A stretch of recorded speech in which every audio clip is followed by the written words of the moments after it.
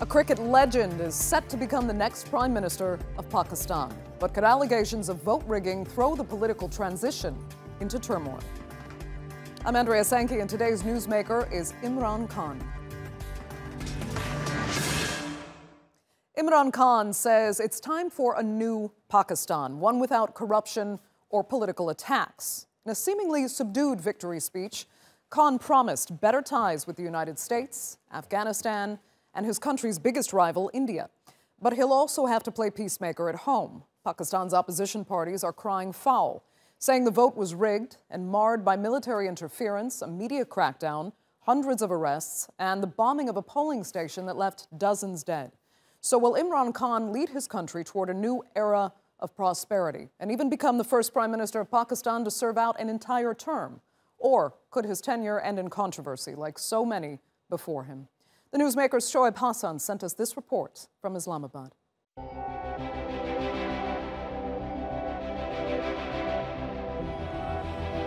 The celebration began late at night and continued into the morning, even as votes were still being counted. Despite all the difficulties, we contested this election, and I thank God that we were successful and we were given a mandate. For Imran Khan and his political party, it was the culmination of a decade-long struggle for what they say is the change Pakistan needs. And now it's here. Unofficial but verified results from the Election Commission of Pakistan say the Pakistan Justice Party, or PTI, has won more than 100 seats in Wednesday's election. That's already made it the largest party in parliament, and it could soon achieve what experts thought was impossible: forming a government on its own without any support from any coalition partners. Leader has struggled 22 years, more than 22 years, and now our dream is fulfilled. We are looking towards better Pakistan. We are celebrating our victory.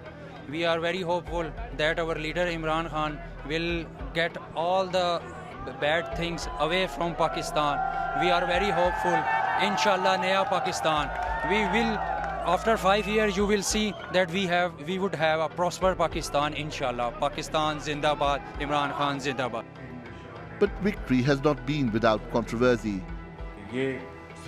This is blatant rigging. Results based on rigging will lead to uncountable loss. We do not accept it. We reject it. The brother of former Prime Minister Nawaz Sharif and current head of the PMLN party is not alone in making such accusations. The centre-left Pakistan People's Party and other smaller political groups have made similar claims of vote rigging. That's been rejected by the Election Commission of Pakistan. It called the election transparent and said it had found no evidence of foul play. But Khan and his party are unfazed and now planning their next move: forming a new Pakistan.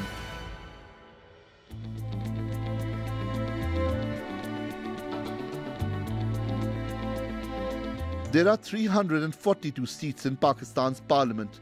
272 are known as general seats and are open to all, while 60 are reserved for women and 10 for minorities. The PTI needs 137 general seats to get Imran Khan elected as Prime Minister. So just behind me up the hill is Imran Khan's residence, and that's where the PTI leadership has gathered to decide what to do next. The party has worked with right-wing groups and regional parties in the past, but Khan says that such an arrangement is only possible if the coalition partners follow the PTI's agenda, and that he would prefer to sit in opposition if such an arrangement cannot be worked out. At the heart of this debate is Khan's insistence that the new direction he wants Pakistan to take does not include what he calls the country's corrupt political elite. Now that Khan's set to enter the halls of power, will he be able to deliver the reform agenda which helped him secure so many votes? Shoaib Hassan, The Newsmakers, Islamabad.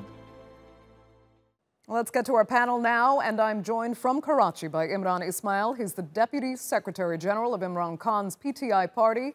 Also joining us from Karachi is Gibran Nasir. He's a human rights lawyer who ran as an independent candidate. And from Lahore, Ayer Rahman. He is a spokesman for Pakistan's Human Rights Commission. Thanks all so much for joining us. I need to start in Lahore with Ayer Rahman because you called this the dirtiest campaign in Pakistan's history. Why so?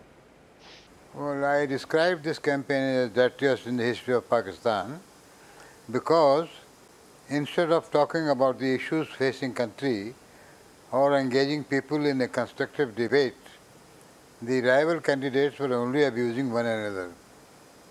And the language they were using was not only unparliamentary, it was degrading and vulgar in the extreme.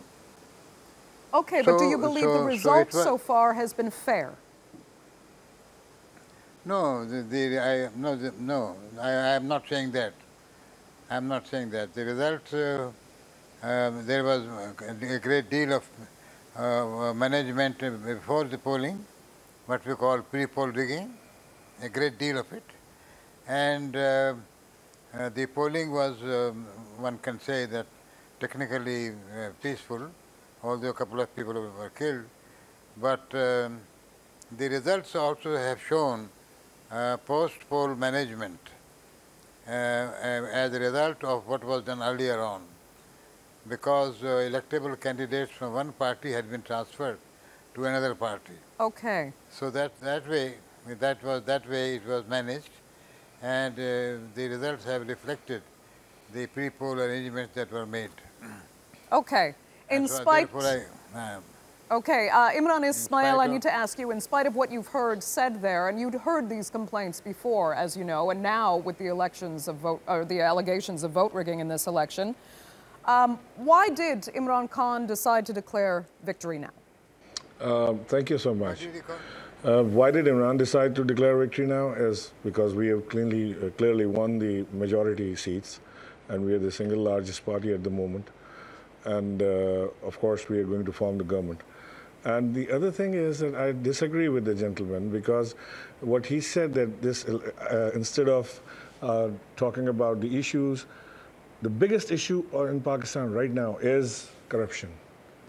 Because most of the money has been siphoned away from Pakistan, parked in London or somewhere else, in name of their children, infants, in fact. When they're 8-year-old, they're already billionaires in dollar or pound terms.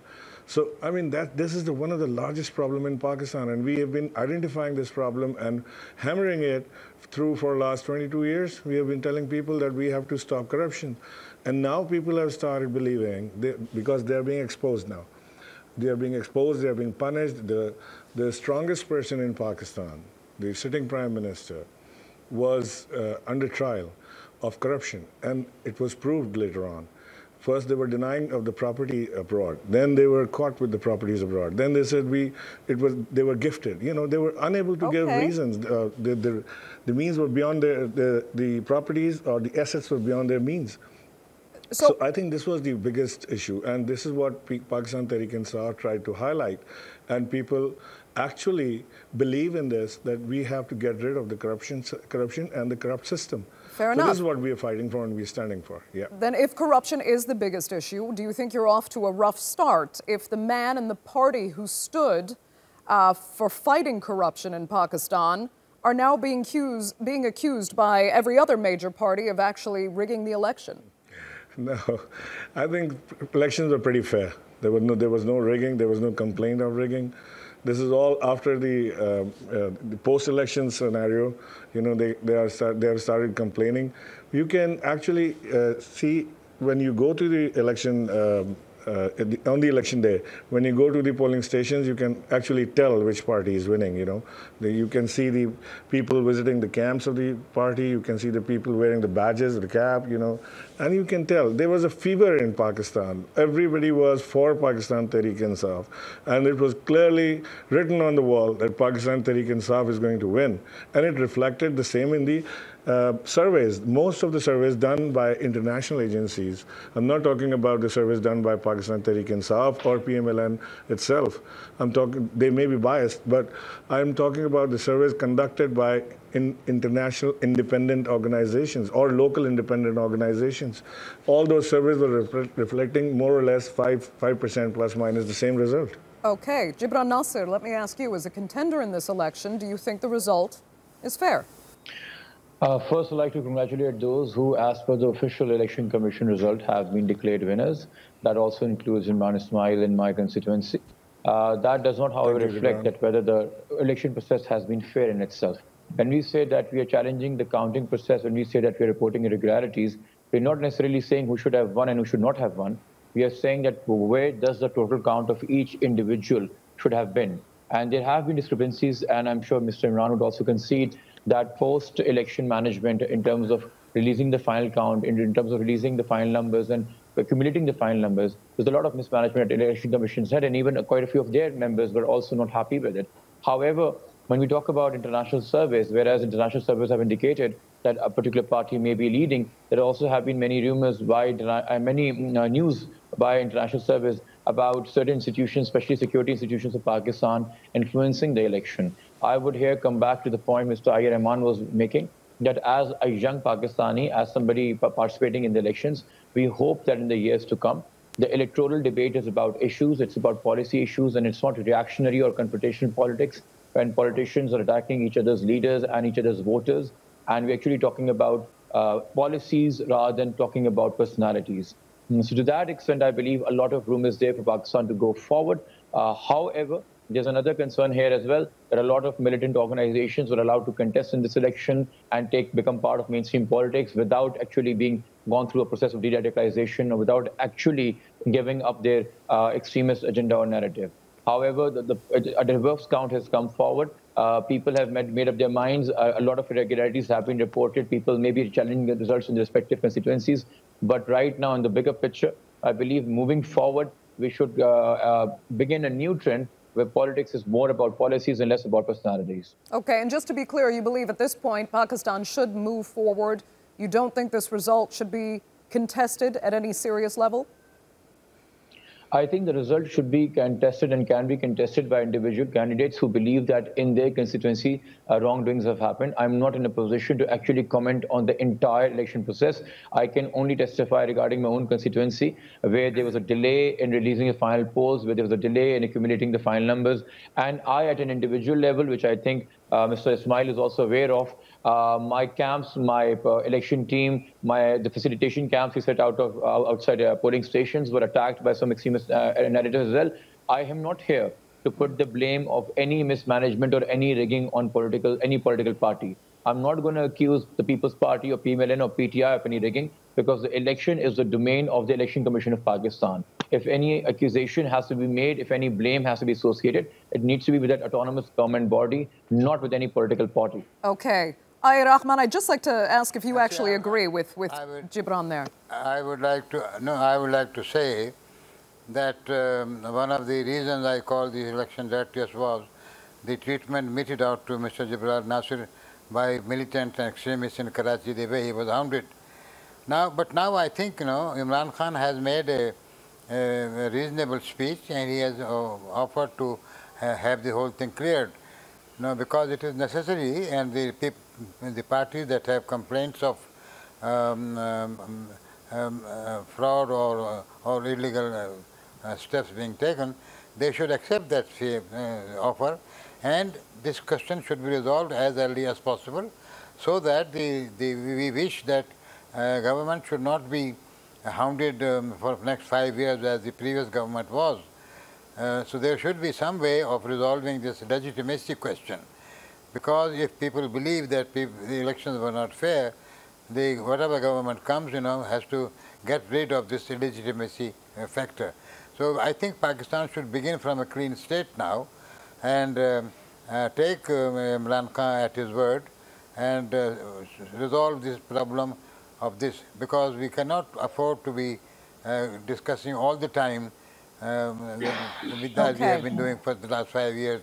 Okay, so it sounds like you're all on the same page, at least in that respect, that Pakistan needs to get to work now under Imran Khan's leadership. That's good news. Let's talk then about some of what he did say in his victory speech, if we can call it that. He said some very interesting things. He actually started out with talking about reversing Pakistan's brain drain, bringing Pakistanis abroad back to Pakistan to help build the country, invest in Pakistani business and industry. It's something that did work for India. Imran Ismail, do you think that's what could work for Pakistan too? Of course, yes, because, you know, the best brains of Pakistan are not in Pakistan, or they're not working for Pakistan. They're unfortunately outside Pakistan. There's nothing wrong with that. I mean, you can travel outside Pakistan, you can choose to live outside Pakistan, but not because of the situation in Pakistan. You know, first there was Pakistan's situation was not very good. You know, the security situation I'm talking about. The security situation was not good. People were under living under threat. And the brain drain was because most of the brain drain was because of the security situation, one. And two was because of the opportunities were not available in Pakistan. So if we can provide them opportunities, equal opportunities, whatever they're earning outside Pakistan, they can still make the same amount in Pakistan and serve the country and, you know, come back and live in their own country. That's one of the best things you can do. Plus, if you can invest in industry and trade and the other businesses where the country can flourish, where your youth can get the jobs, where you can see if there's a way forward to it. It worked for India, it worked for Bangladesh, it worked for Sri Lanka, it will work for Pakistan, it worked for Turkey. Turkey, under Erdogan's dynamic, you know, leadership, they managed to pay off all the debts. Turkey was under debt, heavy debt, and they paid off. So why not Pakistan? Pakistan can also do the same. Pakistan, right. we can be Mahathir Mohamad, we can be Justin Trudeau, we can be. And let me ask Gibran then. All the great leaders. I mean, part of reversing that brain drain is making Pakistan a more attractive location to call home again. Part of that is Imran Khan saying he'd like to bring peace to Pakistan, to bring peace between the Pakistani-Afghan relationship and also with India. Do you trust that he's working in the best interest of the peace process? Many people have complained in India that they can't trust him because they think he's too close to the military, so that there will still be serious tension between Pakistan and its biggest, most important neighbor. Yeah. If Imran Khan made a speech today under the assumption that he's now about to assume the office of Prime Minister, then of course it's a whole new set of responsibilities. He's not just speaking as a party head anymore. And for that, of course, he need to take into account all the ground realities regarding our regional peace, regarding the foreign policy views as well. But just coming earlier to the point of our diaspora being outside of Pakistan, the Pakistani populace living outside of Pakistan, any diaspora for any country is an asset. It's a great source of remittance as well as it is for Pakistanis from the Middle East to Europe to America. Pakistanis send back a lot of remittance. I think we also need to forge a bit of trade ties that how we can benefit with the Pakistanis already living abroad. And of course, in terms of also getting intellectual expertise back into Pakistan. But please note, the previous government did try to do that. A lot of experts from different fields were engaged in the previous government. But of course, when they're going to be coming back, they're going to be expecting the same kind of pay scale and the same kind of work they've had abroad. And that amounts to, you know, hiring them at exorbitant rates. And for that, the judiciary has been intervening and calling it that this is a corrupt practice. So we need to reconcile a lot of things, because when we're going to be taking the best intellect Pakistanis have to offer wherever they're living in the world and we're counting them to come back to Pakistan, we need to take into account that our economic policies, our domestic policies, some rules and regulations need to be relaxed for it to be actually made an attractive destination for them. At the same time, the diaspora living abroad, which is a continuous source of remittance, also need to be strengthened and thus ties need to be made. And also the Pakistani government needs to engage with the diaspora for them to actually act like influential lobbies while they're in Europe or while they're in America, because other countries in our region have made very strong lobbies in Europe and in America representing their home country's best interests. And we need to entrust our diaspora and strengthen our diaspora in Europe and America to have Pakistan's interests at heart and influence local politics accordingly. Okay, Rahman, I just want to hear quickly how high your expectations are that he can achieve that. The problem is that Imran Khan highlighted the problems Pakistan faces, and everybody knows about that. Everybody also knows what the ideal should be. The question is, how do you have the capacity and the expertise and the skill to realize what you promise? That is the problem. Okay. And we want to end the brain drain. You must have a rule of merit in the country. You see, that will take a long time to arrive at. Secondly, it's easy to say that we would like to bring all the talent back home, but you should not forget that Pakistan has been living on remittances from the workers abroad. So it's not so as simple as that. The The remittances are very important. I think we're missing a point here. Do you have the skills and the means to realize all those things that you're promising? Go ahead, Ismail, I'll let you respond. I think we are missing a point here. I never said we'll bring everybody back to Pakistan. I just talked about few good brains, maybe 50, maybe 100, maybe 200, maybe 500.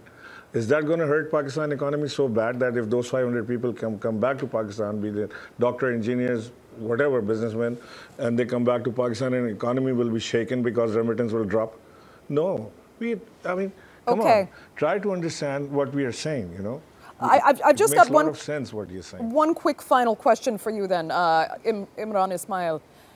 One of the interesting things he said, and it was a detail, but it's actually very symbolic, is that he will refuse to live in the Prime Minister's palatial residence because he says that it is an insult to the millions of poor Pakistanis in the country. That really is symbolic of what he says his values are. Are you faithful he will remain, are you confident he will remain faithful to those values? Of course he will. I am affiliated with this gentleman for the last 27 years now, and I know inside out. I know everything that he says, he means it. And this is what he's been saying for longest period. I've been hearing this, that he doesn't want to live in Prime Minister House if he is ever elected as Prime Minister. He doesn't want governors to live in the Governor House. He wants to give it up to some education centers or make it a park for families or something like that. But it is a national property, and don't want to spend a lot of money on our living, as you know, don't want to burden the economy on our living. Okay. So he means it, and he'll do it, and it's not far away. We will see in a week's time or 10 days' time what happens to his whatever he said. Okay, let's hope so. Imran Ismail, I will have to unfortunately give you the last word because we are completely out of time for this segment of the Newsmakers. Thanks all three so much for joining us.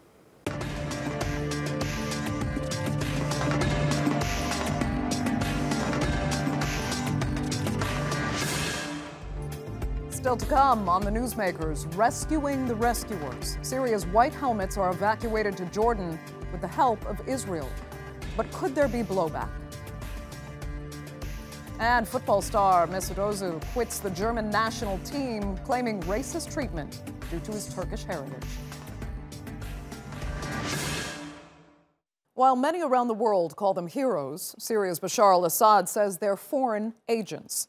For years, the Syrian Civil Defense, more popularly known as the White Helmets, have risked their lives to assist and rescue civilians caught in the war. But this week, it was the White Helmets in need of rescue. Hundreds of its members, along with their families, have been evacuated from southern Syria to Jordan as Syrian regime troops advance on their positions. The evacuation, ordered by the United States and carried out with Israeli help, was condemned by regime loyalists who describe it as a criminal operation. Haydar Abbasi has more.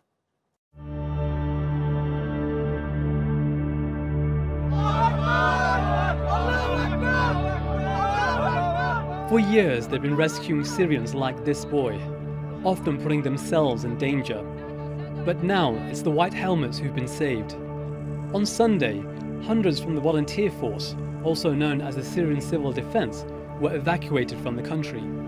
The operation involved several nations, including the United States and Israel.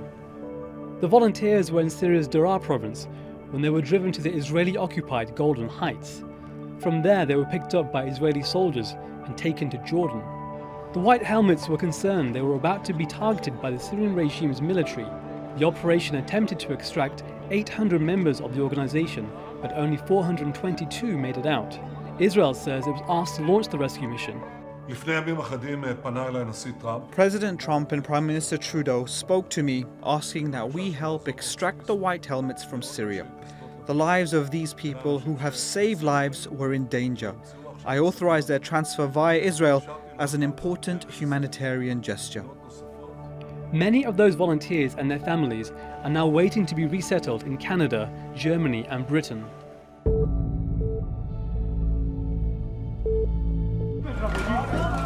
The White Helmets say they've rescued people from all sides of the conflict in Syria. They say they've recovered the bodies of Syrian soldiers so they can be buried. But the Syrian regime has denounced the rescue, calling it a criminal operation.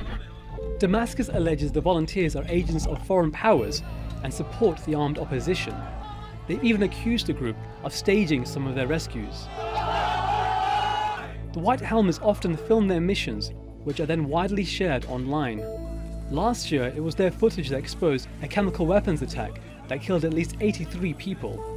United Nations investigators later blamed Assad's forces for that attack. Emerging in 2013, the White Helmets say they've rescued more than 100,000 people. And at least 204 of its members have been killed during its operations. The organization was nominated for a Nobel Peace Prize last year. But after Israel came to the aid of the White Helmets, and with more than 3,000 volunteers still in Syria, will the Assad regime now crack down even harder on the rescue workers? Haider Abbasi, The Newsmakers. To discuss this further, I'm joined here in the studio by White Helmets volunteer Ammar Al-Salmo. From Paris, we have the spokesman for the opposition Syrian Negotiation Commission, Yahya Al-Aridi. And in London, Ammar Waqaf. He is the founder and director of Knossos, a think tank focusing on the Middle East. Thanks all so much for joining us. I'm going to begin in the studio with Ammar. The White Helmets were supposed to be apolitical. You were supposed to be there to care for civilians in desperate need. Now you're being forced to leave the country. What happened? Actually, really, it happens for the first time in the south because the surrender deal between the rebel and the regime, the Assad regime, doesn't negotiate the allowing the White Helmets to leave to the north of Syria. It were being negotiated to allow for some civilian and rebel to leave to the north of Syria. But the guys of the White Helmets, the regime will show no mercy towards them for the crime of saving thousands of lives. So our guys there becomes in danger condition, in grave condition. They were besieged in a small area between ISIS territory and the regime. Just the regime forces was just 2 kilometers far from them, and the mines on the border. So we ask our friends in country friends that support the White Helmets to do something for good guys, because those guys would have been killed, would have been arrested and tortured. But the regime says you are not an apolitical organization, that you were initially part of a movement to overthrow the government, like thousands of other young people and older people in Syria. You wanted a change. You wanted a change. You effected a revolution. But knowing that you yourself came from a position of initially having taken up arms, you took up weapons as well to fight for what you believed was a revolutionary cause. It's now logical for the regime to say your organization are rebels masquerading as aid workers. The regime attacked us on the ground, killed 2,051, those have been killed by the double-top strike. Attack us on the media, trying to attack our credibility. The evacuation process, the evacuation operation was described by the regime a criminal act. Helping the White Helmets was a criminal act. What about if those White Helmets have been caught by the regime? They would have said you were rebels that needed to be arrested. We helped the Syrian, the civilian Syrian know us well, because we are the hope for the civilian. We have saved more than 100,000 civilians. We helped the civilian with 16 missions from Daraa to Idlib. Again, they say you're rebels masquerading as aid workers, that this is part of an act to get sympathy for your rebel cause. But let me ask, I want to direct that actually at Ammar Waqaf, because do you think that the White Helmets, Ammar, are being unjustly forced out of the country? I don't think they're being forced out of the country at all. We've seen White Helmets operatives in previous areas like El Ghouta, like Eastern Aleppo, Rastan area, Qalamun area, all these places where the state restored control. Some of them parted with the militants, and others, they stayed where they are. There is no evidence at all that there is has been any persecution or anything. We understand that even in Daraa, militants have laid out their weapons and they're not being persecuted. This happened in other places as well, let alone then people who do first aid and so on. So if you have people who actually killed Syrian army soldiers, laying down their weapons and not being persecuted, then what about people who actually saved lives, providing this is the, the original thought? So we don't think actually that they couldn't have made it to Idlib. There are thousands who have been evacuated from western Daraa towards Idlib, and today there has been an agreement as well for the last enclave and for militants to be evacuated to Idlib. There is nothing to say, for example, that any bus would be stopped and searched and militants or their families would be brought down and persecuted. It never happened. The state evacuated tens of thousands through buses to Idlib. What we think happened is either of two cases. First of all, there's the state made the argument that it wasn't only white helmet operatives who crossed towards the Golan Heights, the occupied Golan Heights, but there were actually other operatives like intelligence officers and other people from other countries, hence the need to get them out of the country without passing through the state-controlled areas towards the north of Syria, i.e. Idlib.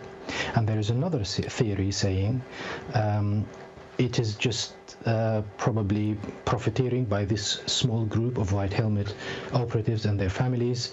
They think probably if they go to Idlib, they will be stuck there. Crossing to Turkey would be hard, and then afterwards crossing to Greece would be hard. It's better to have some sort of a situation where they could actually be given an express ticket to asylum in Europe. So we understand there was an issue made of it, and then these people are now going to be hosted by Germany, France, and Britain. We can't think of any other solution. The obvious thing is that if people can carry out their personal weapons, the Kalashnikovs, the pistols, and so on, with ammunition throughout the Syrian state-controlled areas, then why not people with, some equipment of first aid or so? Regardless of this as well, you have people who remained in areas, again, let me repeat, in eastern Ghouta, in eastern Aleppo, and so on, and they weren't persecuted. Okay. Yahya Al-Aridi, I'd like to get your input here. First on what you've heard so far. Well, good evening. Actually, I'd like to start with a key point that you raised to Ammar Waqaf, what is a criminal act for the regime, what is considered a criminal act for the regime. A criminal act for the regime is not just rescuing the lives of children, the lives of old men and women, and helping them pull them or get them out of, from under rubbles caused by jets bombarding and destroying buildings. And the image of that child, Imran, is still alive all over the world. Everybody knows it, and the white helmets were the ones who did that. That's one.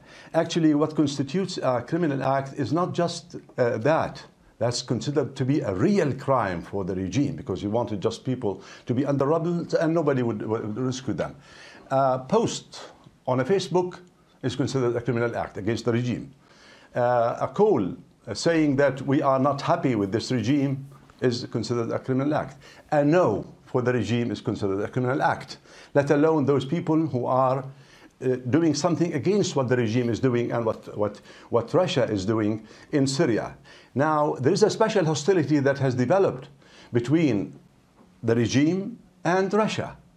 Why? Because those white helmets people, not only eyewitnesses, they were actually helping to rescue people.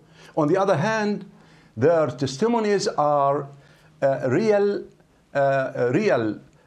documentation of crimes being perpetrated by the regime and its supporters. And this turned them into a real enemy. Okay. And they always considered them to be criminals, to be traitors, even to be part of a savage and terrorist people. Okay. On the other hand, Look at a paradoxical case. Just one final thing. A paradoxical case. Now, those people were besieged. They had nowhere to go. That's one. Whereas Daesh, which is treated as a terrorist organization by the whole world, is carried in conditioned buses, unlike the studio here, because I'm sweating because it's so hot. In conditioned buses from western Syria to eastern Syria and Qalamun. They were also taken from southern Damascus, taken close to Asweda, near the villages. Yesterday, they massacred 200 people, the Daesh people. And who brought them to those villages? The regime brought them there. Okay, but let me ask you this very quickly, Yahya. The Daesh people were the ones rescued, whereas the others, the white helmets, are not rescued. Right. And they were accused of being traitors because they went through Israel to Jordan in order to fly to Europe to get exile. They wanted that, they wished that, they didn't wish that. And they wanted to continue helping their people, but the whole world turned into a small one for them because of the regime and the supporters. You raise that important point again, and this is what has also helped the regime claim that these white helmets are effectively foreign agents. Israel has actually, some Israelis have come out and said that they have yet to be thanked. They're owed a big thank you from the white helmets for helping facilitate this rescue operation as they see it. That doesn't really help your cause, does it, Yahya? When the Israelis stand up and say, listen, we worked together, we helped you. Go ahead. How we work together. You know very well that Israel is an opportunist. And it just uses and abuses what is happening. Sometimes the regime bombards a certain area and there is no place for those wounded, those people, anybody to come to their rescue. Israel takes this opportunity and helps them. They didn't want to go through Israel. They didn't want Israel to come to help. But Israel does that in an opportunistic way. Why? To defame them, to smear their reputation, to say that they are dealing with Israel. When in fact, the party that is dealing with Israel and the party that's responsible for the continuity of the regime is Israel itself. Okay, yeah. Had it not been for Israel, this regime would have fallen a long time ago. Okay. And you know that from 74, no... Yes, go ahead. I would like to get back to the studio and get Amar Al-Salmo's sentiments on what you've heard so far. Do you think, first of all, Israel is seizing on an opportunity to say that they're playing a good role here? Has that damaged the reputation unfairly of the White Helmets, or have they helped? Is this all? Actually, the evacuation process, the evacuation operation, was discussed with our partner to be through Jordan, immediate Jordan. But the regime advance was so swift and take all the border with Jordan. Then we requested Russian to give us safe passages through Tel Shab, which is go through Jordan, and refused. And we asked the regime also through our partner to give us safe passages to the north, and he also refused. I want to raise something here. Hours after the evacuation process for the White Helmets, there was evacuation process for civilians from Daraa, and they were stopped in Homs by Iranian militia. Homs is occupied by Iranian militia, and we go through the Golan Heights, which is occupied by Israel. Right now, Syria is occupied by Iran and Russia and Israel. This is just this is not an option. It was the only way to save the lives of those. It was just death or life, and we chose life. Okay, I have to ask you though, Amar. I mean, have your ranks been infiltrated? You've been accused of having certain al-Nusra, even Daesh operators within your structure. Is that true? When Bashar Assad when he was asked about the White Helmets, first of all, in an interview, he said, I never heard about them. Then in another interview, he said that those is terrorists. In another interview, he said those agents of West they are actors staged attacks. Actually, we cannot depend on the source, the regime source, to judge the white helmets. The attack, the white helmets attack on the media was after the Russian intervention. They start to attack us on the media, bombarded the media with the constant lies and under to make people around the world try hard to distinguish between lies and truth. Okay. Because we show to the world what happened in Syria. We dismantle them. We strip them, because what happened in Syria, terrorizing the civilian, killing the civilian. Bashar Assad and Russian killed more than 1 million civilians, and they use all kinds of weapons, including the chemical weapons. Okay. Unfortunately, I'm going to have to give you the last word here. We are completely out of time for this segment of the Newsmakers. Very important and complex discussion. I'd like to thank all three of you so much for joining us.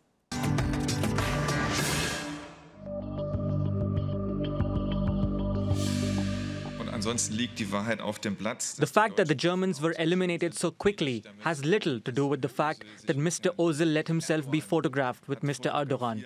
I think everyone involved in this case has behaved badly.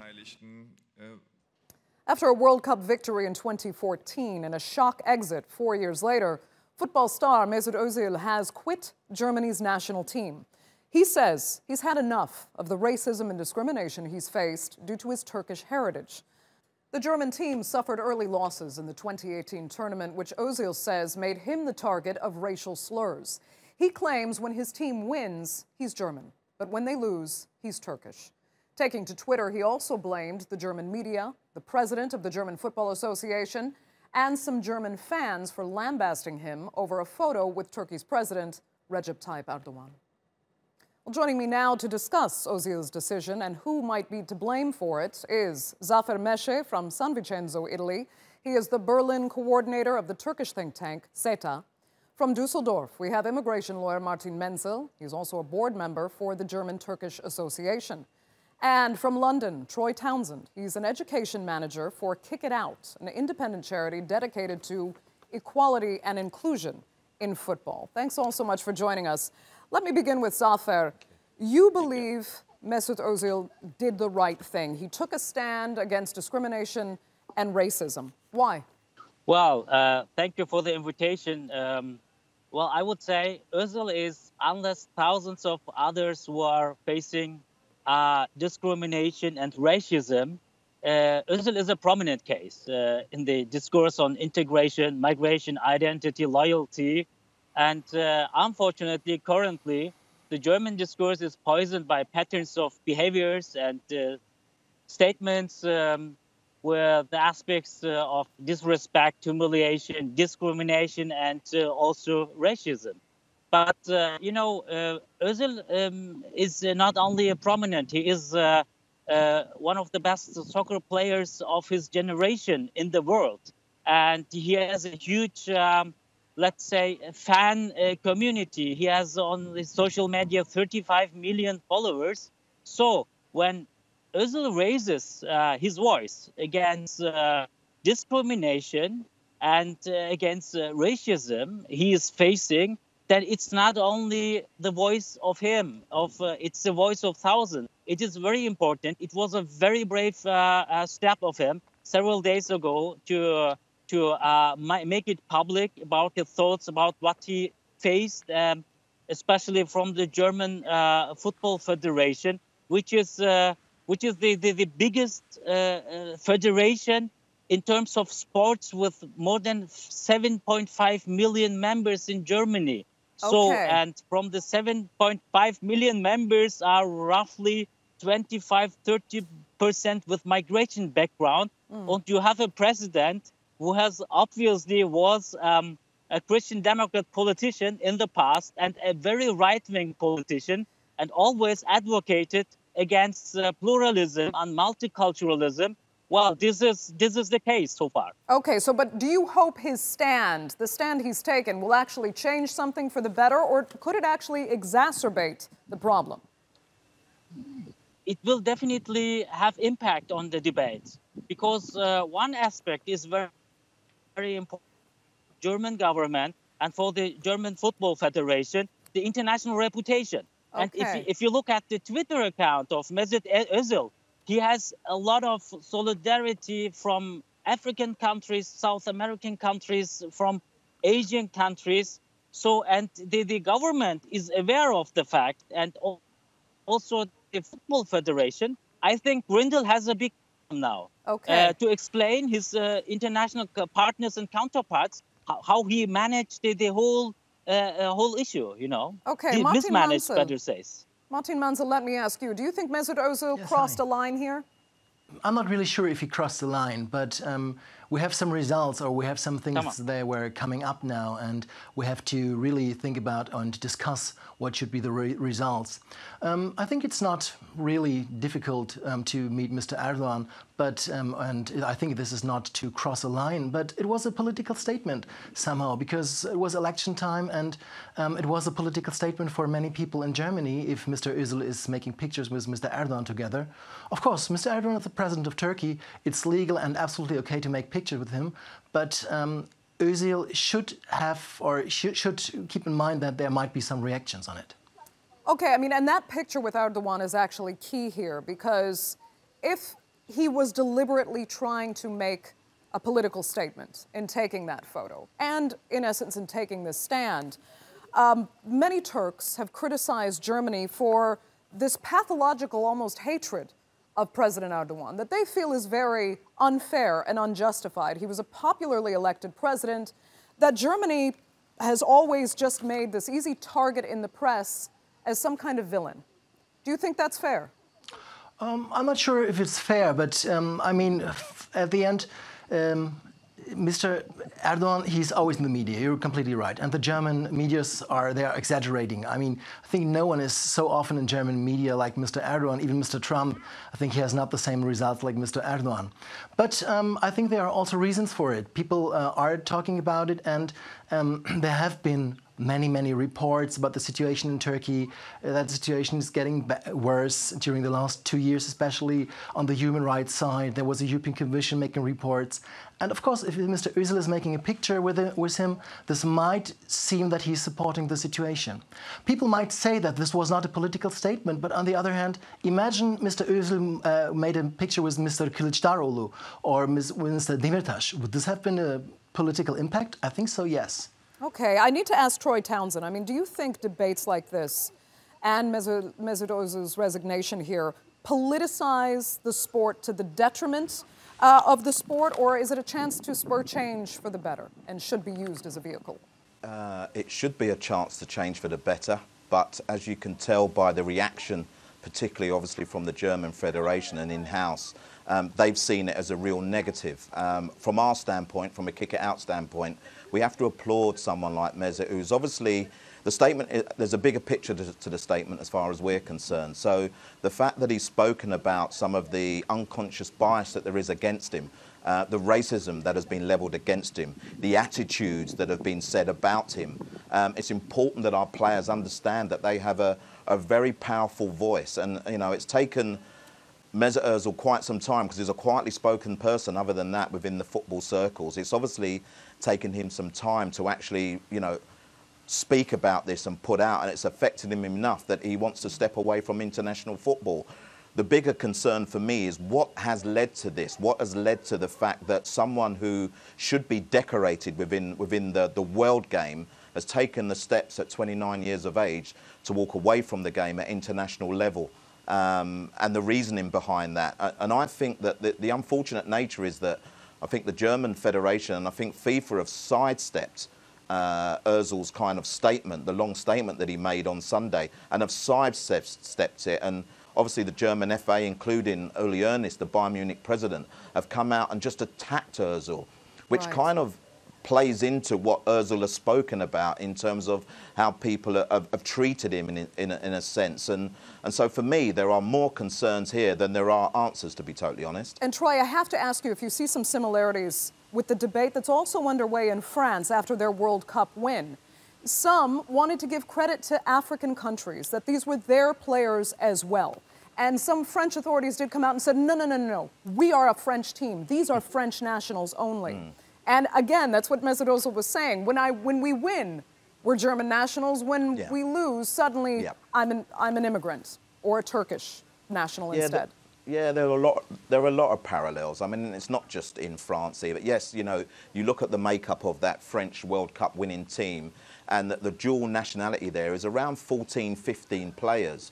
So why, you know, ultimately, yes, they have won the World Cup for France, but they're appreciating their motherland as well. You know, you've got to understand that the players feel so much about the countries of their parental birth or beyond that, but why should they not recognise that when they've reached the highest level of the game? Right. But it's not just in those countries. We've seen the same happen in England. You know, you'll look at players like Wilfried Zaha, who currently plays for Crystal Palace, who has chosen to represent the country of his parental birth, which is Ivory Coast. Yeah. And the English kind of fans have kind of, you know, saying that he's chosen the easy way out. So this is not just a German, French, Turkish situation. This is a situation that has been developing for many years around a number of players who do hold dual nationality. Zafer, quickly, I mean, these players, you think they should be able to have both? Mesut Ozil should be able to be a proud German and a proud Turk. Look at his message, read his between the lines. He did not retire totally from the opportunity later to play again for the German national team. And his message is not against the German society. It is against some aspects, some drivers, some let's say actors in the media and in the soccer branch. So way, but as you know, it's a very, very strong message, which is very important for us Turks or Germans with Turkish background, and it helps a lot to let's say to create another dynamic on the debate. Martin Manzel, I'm going to have to apologize because we are completely out of time for this segment and I can't give you a final word. I'd like to thank you, though, so much, and all three of our panelists for joining us on this edition of the Newsmakers.